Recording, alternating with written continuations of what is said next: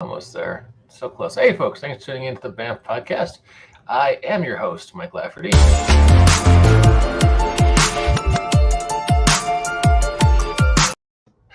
I love that Ross dances with the music like Jacob. That's a beautiful thing. Contractually obligated. Contractually obligated theme music that assures you, gentle listeners, that this is a high production values podcast, ethically sourced from geeky bullshit that's been locally curated, and it's a fine farm-to-table podcast, artisanally.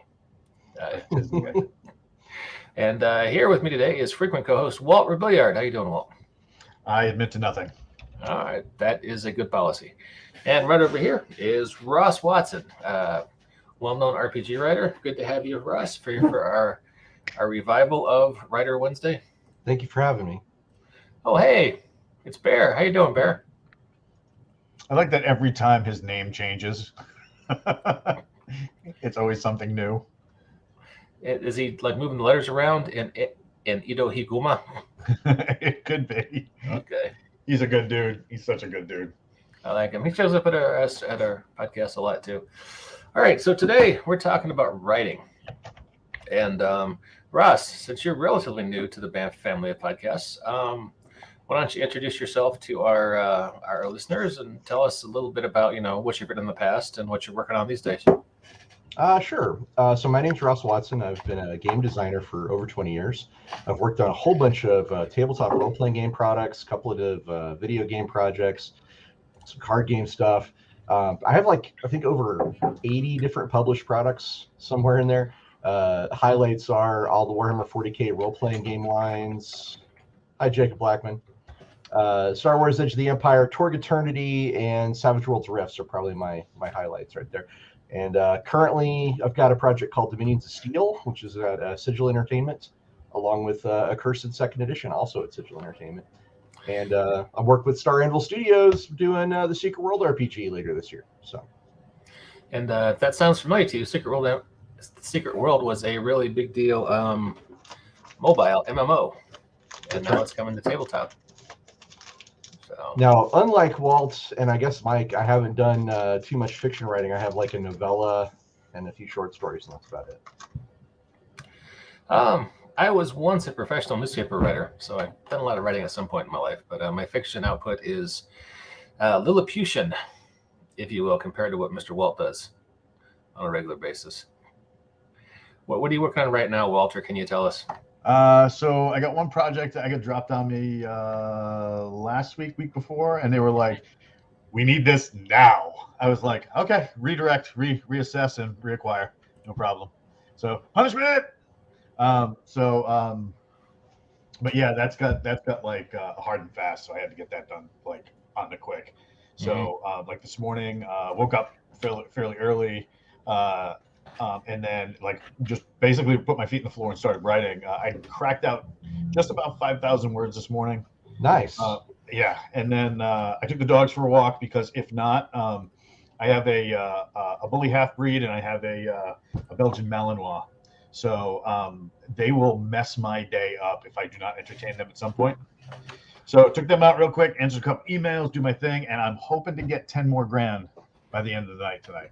So, wow. That would be a hell of a day. That would be a hell of a day. And I really need to get it done because next week my wife was like, "We are going on vacation and she who is dangerous is not to be denied." So I need to get the words out. You have to obey when they invoke the tone like that. Well, not to mention the fact that she's a really crappy shot with a pistol. Mm-hmm. So I'm not worried about that. But if she goes for the rifle, I'm screwed.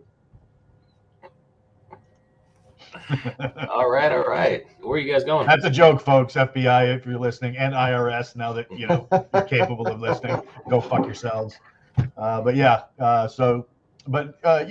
thing is, a lot of people they'll sit there and they'll say "Oh, I went to sit down today and the muse wasn't having me." To all those people out there where the muse avoids you, you're a phony. Go away. Yeah. Just stop talking.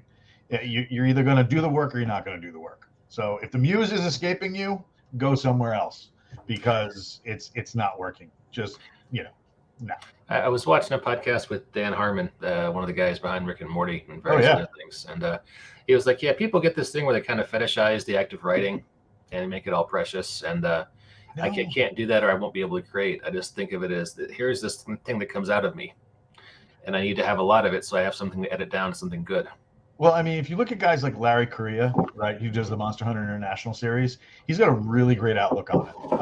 He says, how many times have you seen a plumber walk into your house and being like, no, the water muse isn't with me today. I can't do this today. I'll come back tomorrow.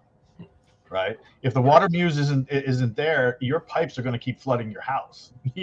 That plumber isn't going to get paid to pay his mortgage or put his kids through whatever or what have you, right? And it's this, it should be the same thing as writing. If you're trying to do it either semi-professionally or professionally, that act is a professional endeavor, and you should treat it as such. Yeah, Larry's a beast. He's a good dude too. But at the same time, if you're just doing it for writing, and for the sake of writing because you enjoy it, and it's something that really gets you to that level where it helps you bleed stress, it helps you stay creative, it makes you feel good, then if the muse isn't with you today, then blow it off, play a video game, watch a movie, do whatever, go for a walk. But like, if you're looking to do this and like do it so that it doesn't take you 10 years to write a single novel, you need to get after it. So, Ross, do you have any self-discipline techniques or tactics or ways you make yourself get the words down? Because you've done quite a bit of writing over the last 20 years. Oh, yeah. Well, yeah. Similar to some of the things Walter said, it is a job, and you do just kind of have to make time for it. The thing is, I think there's a lot of different approaches to writing. Stephen King has his book on writing, which I read, and I'm like, that's awesome, but that's absolutely not how I work. So there's a lot of different ways to approach the task. I think, well, I like to say any kind of creative endeavor, you're always working on it, even if you're not actually technically working on it.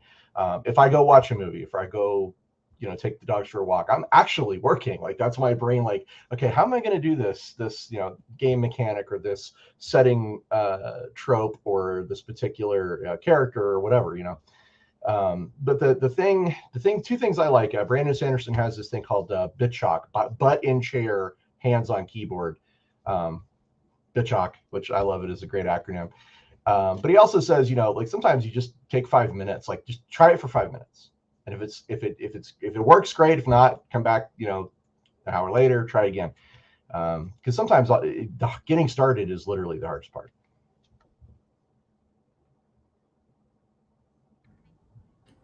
I had to press the button. It's all about pressing the button.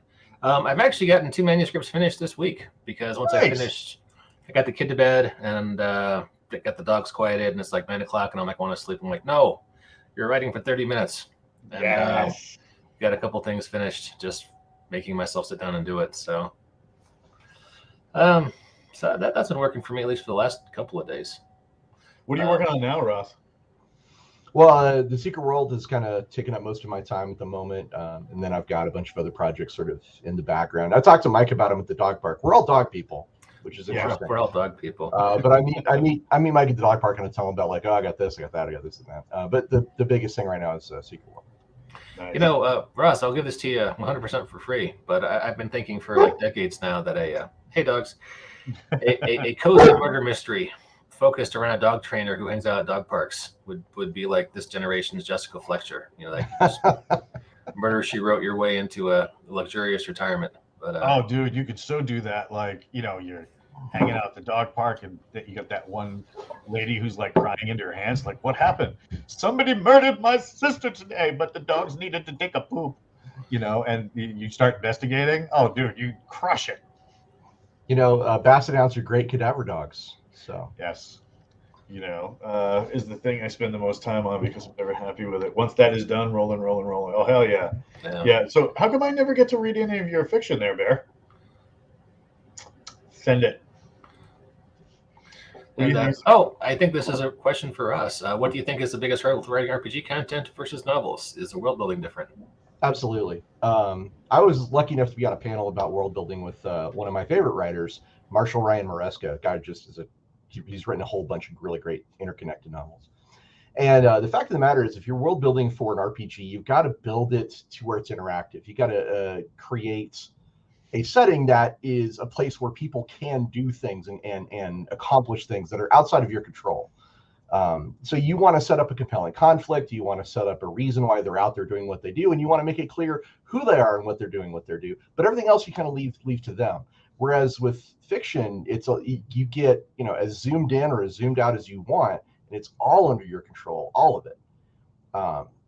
They are different disciplines, related closely, I would say, but not definitely different. Yeah, I would definitely agree. It's just, I think, a development from what I like to read, but I would like to write with as little world building as possible. If someone stops and starts doing a paragraph about, how the galactic government that these space pirates are dealing with was formed, and, the various political movements in the galaxy they're governing, I'm skipping. I'm going on to the next time someone gets shot or someone says something funny. And I'm not making me a shallow reader, but that's the kind of stuff I like to read. And Elmore Leonard, I'm sure I've quoted him before, is famous for saying, I like to write in such a way where I skip the parts people skip anyway.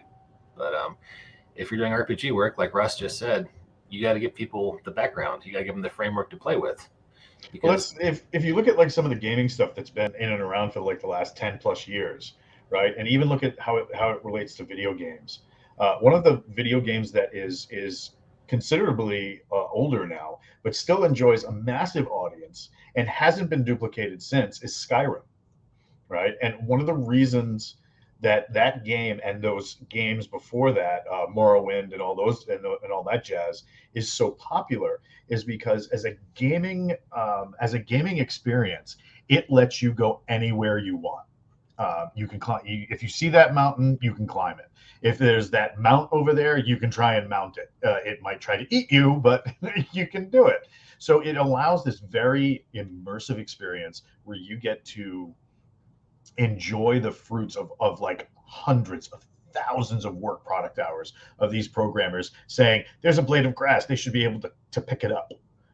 You might never pick up that blade of grass. You might never, ever touch that plot thread, but it's there. And if you happen to stumble into it, you get to experience it. And good game design is like that. It gives you just enough to really immerse yourself into what you're doing. But at the same time, if you miss something, you're not going to be lost and you're not going to lose out on that experience. Whereas novel writing, I recently talked to a young person who wanted to get into writing, and I'm fairly new myself. I've only been doing what I'm doing now for about 5 to 7 years.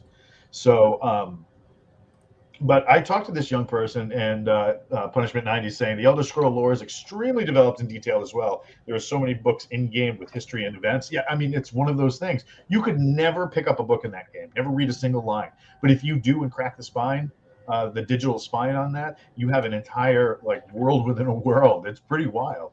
But this young writer was coming out of the side of RPGs and said, hey, blah, blah, blah. Just out of curiosity, how many books have you written? And I said, well, just this year alone, I've written 6. And he looked at me and he's like, how is that possible? I said, well, let me ask you a question. What are you working on right now? Young gentleman told me. I said, how much world building have you done? And he tells me he's got something like 50,000 words just of world building. Now, he hasn't even written a word in this novel yet. And I'm like, you're doing it backwards, bro. You're doing it backwards. So, I mean, that's in some of the experience that I've had over the last year or two, that's one of the things that I've seen that really hems people up is when they're going into like from gaming where you need that book, like Punishment was just saying, you need that book there. Whether they open it or not, no big deal, but it's detailed if they take it.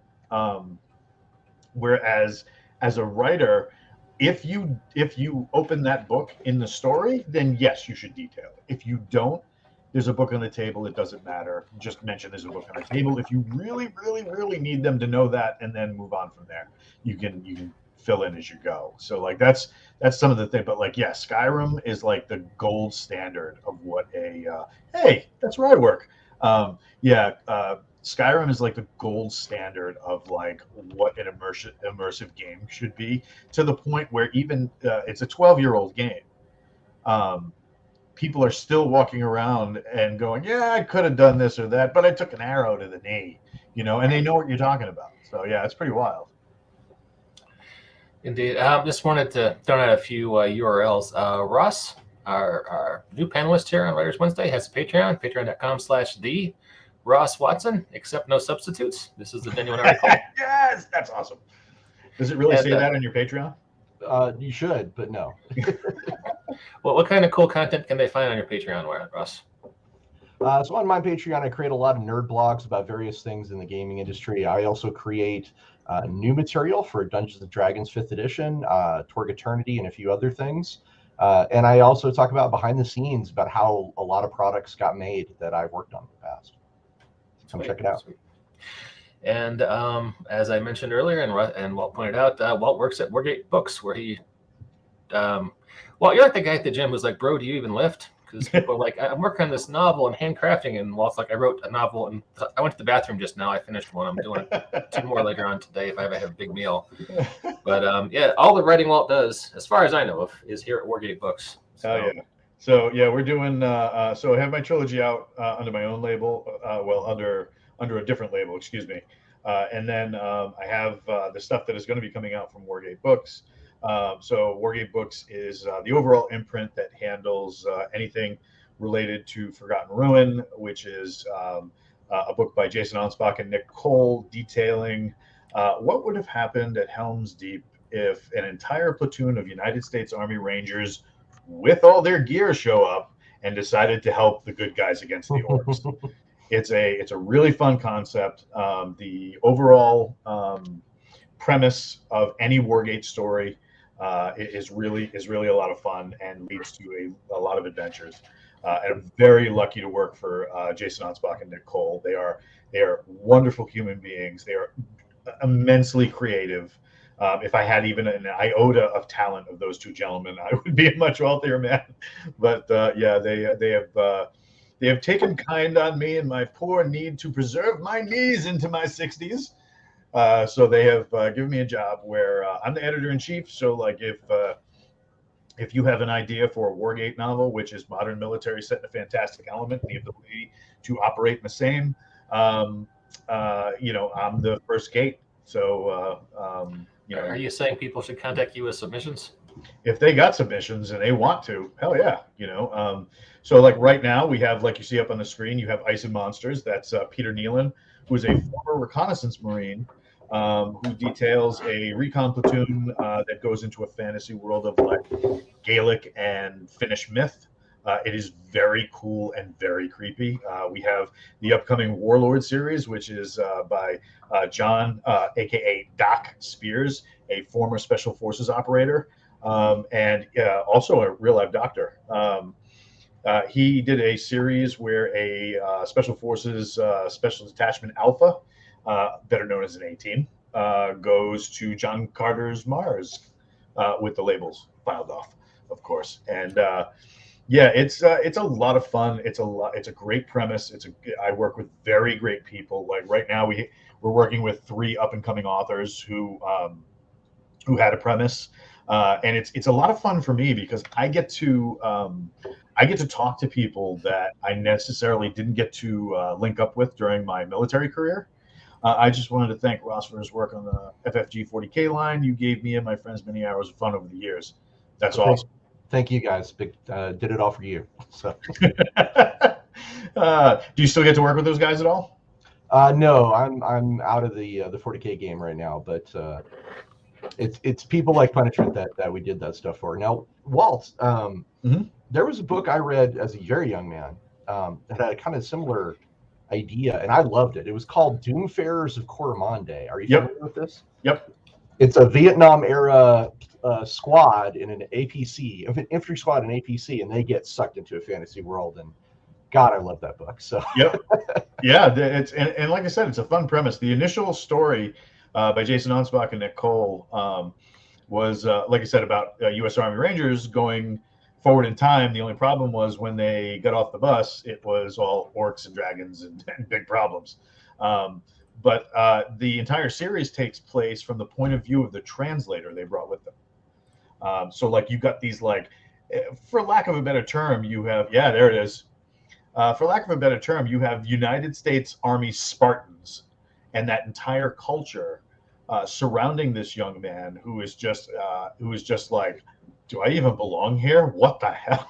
You know? I think that works pretty well as kind of an author insert. Sorry, an audience No, insert, please. because you know, military culture can be a lot to take in, and if you don't Especially have that someone one. who's, yeah, I mean, it's Alphabet not like you're soup. just not like you're just talking to some guys who are file clerks, you know, down at Fort Benjamin Harrison or something. It's the real operators, and that it's a whole different world that you're not even peripherally familiar with. And this guy And kind of it's funny too because it's like, yeah, Talker is a translator who is this kind of like a really amazing polyglot. He just picks up languages. So they brought him with, but he is immersed in this world of like men who don't see limits, and that's really why they wanted the Rangers as the protagonists, because in a world where everything's falling apart, there are these men who sit there and say, this isn't a problem. This is just a cleverly disguised opportunity for greatness. You know? And it is, yeah, exactly. I like that. You know, and that's the thing too. And like we just released on audio the Book of Joe. So my first squad leader was this guy named Joe, who used to walk around throwing out little tidbits like that. And you know, we used to what do you call it? We used to say all the time when he would be preaching to some new private or something, we'd be like, look out, he's quoting from the Book of Joe, right? So I told Nick and Jason about this, and they really loved the concept. So they went in there and basically wrote a book about it, about Ranger culture. And one of the greatest lines that I heard as a young man, and it wasn't meant to be some, you know, Sermon on the Mount or anything like that. It was just an off-color comment that the guy made. And he looked, he turned, and he was talking to a young kid who was having a hard time. And he said, bro, you realize that the only thing stopping you is you? And I was just like, damn, that's awesome. You know, and it stayed with me a long time. And that's really what comes out in these books. It's like, you know, Talker. Yeah, there it is. What's really funny is we've tried to get him like on podcasts and stuff like that to talk about like, you know, his experience with the Ranger battalions. And Joe is all like, man, I ain't into that nerd stuff. But then you talk to his wife and she's all like, can you please get him to stop saying he's a famous whatever he is now? So it's really a lot of fun. But yeah, so that's the thing of that. That's the thing that makes those Forgotten Ruin books really fun, is from that viewpoint, you get to experience this whole other world and never really feel like you couldn't be a part of it. You know, and that's the real benefit of working with those guys. You know, and the thing that really makes that great for any community, it's their whole mindset is, look, if you can do the work, you can do the work. The problem is you got to pay rent on your spot every single day. You know, and if you're not willing to pay the rent, no harm on you, no foul, but you can't be with us, because just like you got to pay it, I got to pay it too, and I'm not paying for the both of us. You know. So I was a former Eagle Scout. Is it possible I could write something about some Boy Scouts who, you know, go into the wrong drainage tunnel in New Jersey and wind up back in medieval Europe? Do they have copious amounts of firearms or some sort of knowledge that would put them far and above those that they find themselves among? Just a bunch of M80s and bottle rockets. Would that work? I'm into it. Pitch Okay. it. We could do it as a kid's story. You know, the Boy Scouts actually do. I mean, if you look at like their stuff they have to learn, they could be fairly advanced, depending on where they go. Yeah. But it could be pretty advanced knowledge, actually. I know a kid that we used to train on a jiu-jitsu mat, and he would sit there and be like, dude, you'll never guess what I built today. He's like, you're into like old stuff, right? Because you're old. And I'm like, yeah, bro, keep talking. Show me your Acubus, young man. Yeah, exactly. He was like, dude, I built and then he ran to his locker, comes back with a piece of paper because he couldn't pronounce it. And he writes the word out. I'm like, you built a trebuchet? I was going to guess trebuchet. He was like, well, last week we built an all. I said, an atlatl? Tell me you didn't build an atlatl. He starts laughing. He goes, He goes, yeah. He goes, and this week we're building a trebuchet. We're almost done. He comes back like a month later and shows me the video of them. They, I would have loved to have been part of this Boy Scout troop. They launched. I guess one of the kids stole their mom's footstool, and they launched it into the woods. So yeah, that was it. I have an idea for a ruin campaign where the party runs into a corgi, which is wearing bits of British military kit, and they then find out that there's a whole platoon of such corgis still actually Tommies. Flesh it out, man. We'll see if it's got legs. I'm part of the corgi subculture here in our town in Colorado, and I can tell you there's at least one audience. There's at least a small audience for that kind of thing because corgi owners are really into that breed. So, very strange. I always feel like they're judging me. They have a disapproving look on their face. It's not their fault. What kind of dog do you have, Ross? I have 2 Basset Hounds. Oh, nice. Yeah. Nice. Yeah, he has a matched pair of Basset Hounds, Biscuit and Buddy. That's right. Nice. I want pictures after this. Oh, sure thing. And but Buddy is the one who knows no limits, just like Walt's Rangers, right? That's right. Yeah. Well, he tried to mount my Great Dane a couple days ago. Yeah. My man. No Yeah. fear. That would be one ugly dog on the other side. Yeah, That is No a fear. motivated corgi or a very lazy Great Dane. Oh my God, that's brilliant. Now, So, I think something that's interesting about the art of writing is really, like, talking about getting started. Like, there's that first. You guys probably heard about the idea that you have to get in with that first sentence. And that's always stuck with me because there's a lot of writing prompts and stuff out there that are basically a first sentence if you look at it in the right way. But I think my all-time favorite example of like a really good first sentence and makes me say, holy shit, I need to know more about this book. There's a book called The God Engines by John Scalzi. And the very first line, I'll never forget it, the very first line of the book is, "It was time to whip the God." And I'm like, I got to read this book. This first line just nailed it for me. I like Scalzi.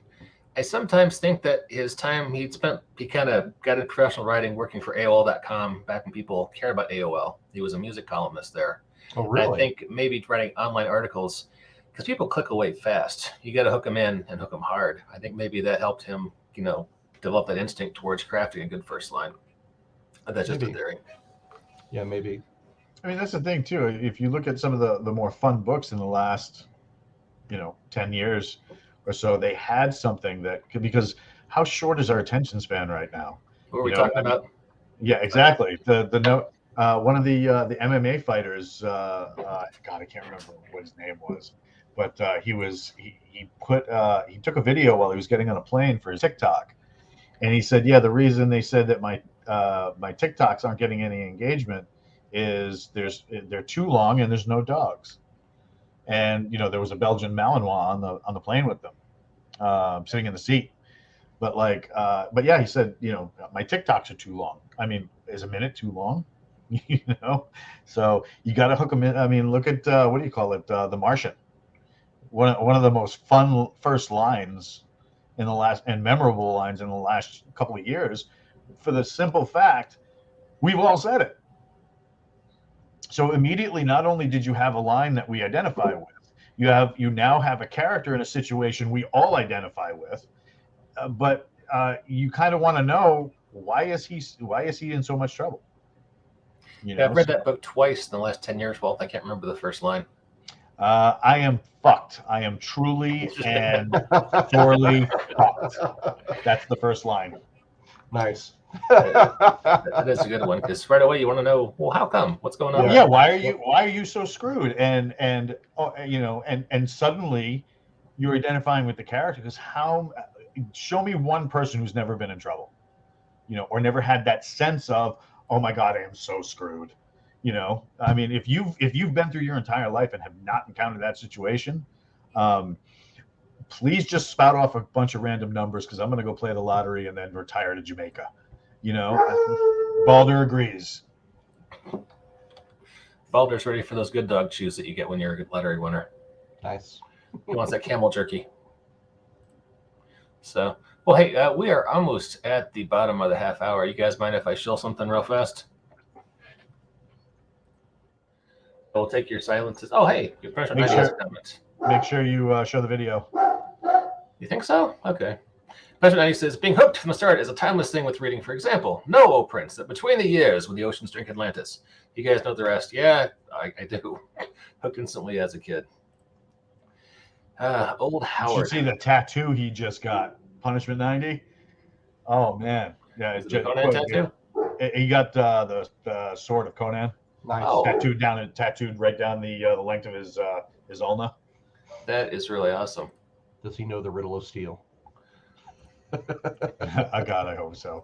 All right, so Walt wrote several stories, and actually this whole anthology was his idea, but we decided to combine the White Star RPG and new content for that with short science fiction and put them together into one lovely concoction like peanut butter and chocolate. And at this URL down here, tinyurl.com/blasterbolts, we kicked off the Kickstarter last night.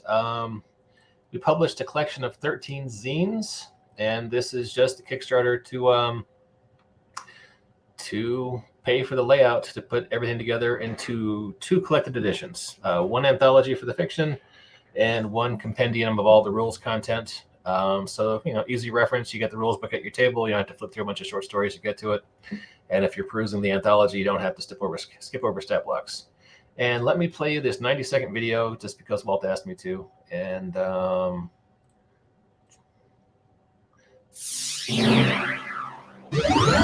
you guys hear that?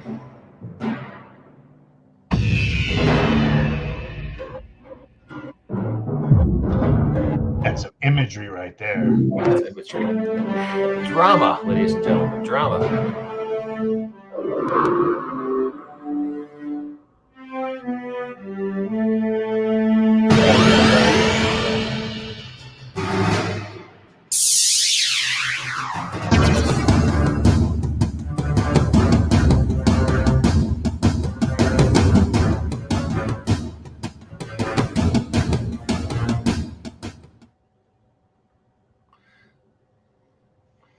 I think that's an answer to your question about the riddle of steel. Yeah, trust in your story. I just took a look at this Kickstarter, and I got to say, for $5, that's a hell of a deal. I get all of the PDFs and a POD coupon for the anthology and the White Star RPG content for $5. I mean, why not? I am totally backing this. Hell yes. Yes, another sale. Oh, thanks, Russ. Appreciate that. No, This was our first value. Oh, thanks. I appreciate that. This was our first attempt at doing an anthology of this type, and it was kind of a weird beast because it's a combination of gaming and fiction. But it's going pretty well so far. We've been launched for about 12 hours, and we're 40%, 47% there. So yeah. All right, guys, I got to get back to my soul-crushing day job. Walt, pleasure talking to you. Ross, pleasure talking to you, sir. And to all our listeners and viewers, we will catch you next time on the BAMF Podcast.